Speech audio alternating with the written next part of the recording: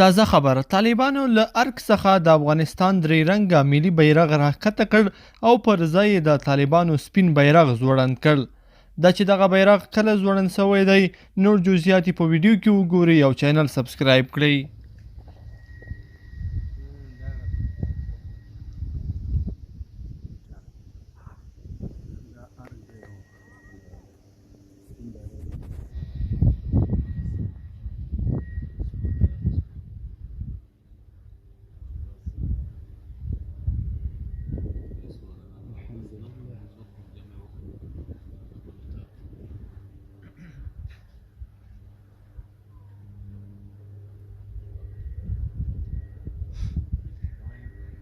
ارګ مرکزي غټ بیرغ د راکوېدو په حال کې.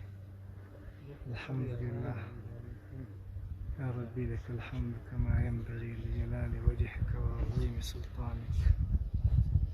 الحمد لله الحمد لله.